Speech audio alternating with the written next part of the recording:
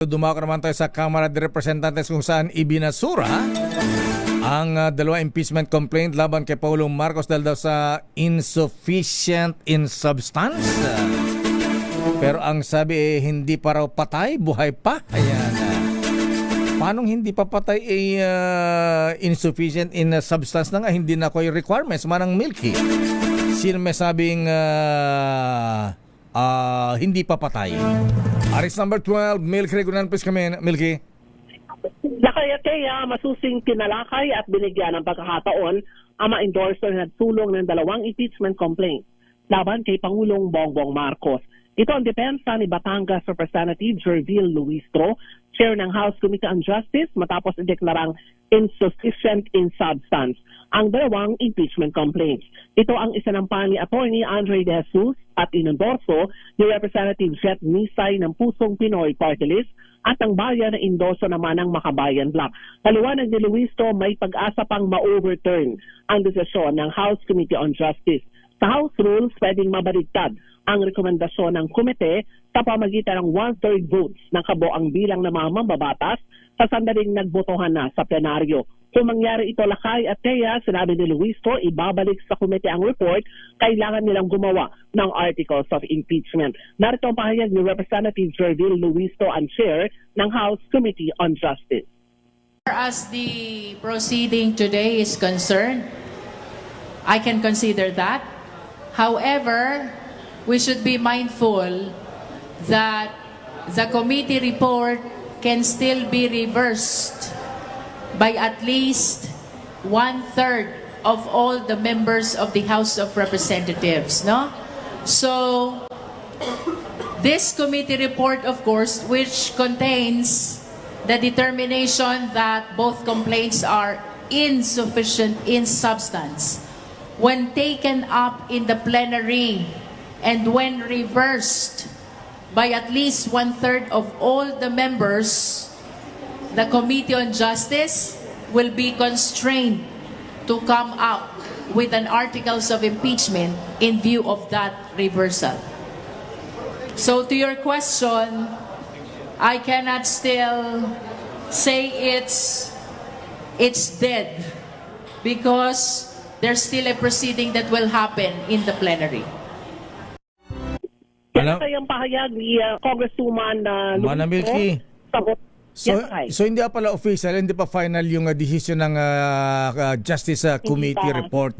Isasalang pa sa plenary yan. Ganun pala ang proseso dyan. Ito ay naaprubahan sa committee level at idudulog na nila next week na daw yung resulta ng naging pagdinig at botohan sa Committee on Justice. Didesisyonan dito sa plenaryo. So, kung mananalo ang naging desisyon, insufficient pa rin, wala talagang impeachment complaints. Pero sabi niya nga, pwedeng mabaligtad ang resulta. Anong mangyayari yan? Isa-isa nominal voting ba yan ang mangyayari, Manang Milky? Pagbobotohan din yan, Lakay, kung tataas na lamang sila ng kamay, magbibilangan kung ilan ang boto, o nominal voting, ibig sabihin, tatayo sila sa plenaryo at i-explain ang kanilang boto kung bakit sasabihin na hindi insufficient in form and substance yung dalawang impeachment complaints. Warm bodies din? Dapat dito sila. Simple majority, ibig sabihin tayo, kung sino yung present, halimbawa 100 ang present sa plenaryo, yun ang pagbobotohan at pati yung magibilang. Sa boto ng first impeachment complaint na isinampa ni Atty. Andre De Jesus, 42 ang favor, isa ang negative at 3 ang nag-abstain. Yung impeachment complaint naman na isinampa ng bayan, 7 ang bumoto ng sufficient, 39 ang bumotong insufficient at 0 ang nag-abstain. Alam mo, Lakay, tinignan talaga namin yung nagtaasan ng kamay kung sino ang pabor doon sa insufficient in substance. Naging sina Congresswoman Leila de Lima at Shell Jokno, itinaas nila ang kanilang kamay. Kulang daw talaga sa substance. Kasi news articles at binanggit nila kung yung pinakamatinding alegasyon na pagkuha ng pondo ni Pangulong Bongbong Marcos through budget insertions and kickbacks, ang sabi nila hindi pwede na ang tatanggipin lamang nating ebidensya ay yung video ni Congressman Elizalde o former Congressman Elizalde kasi hindi ito tatanggapin maging sa korte. Dapat daw umuwi siya dito sa bansa.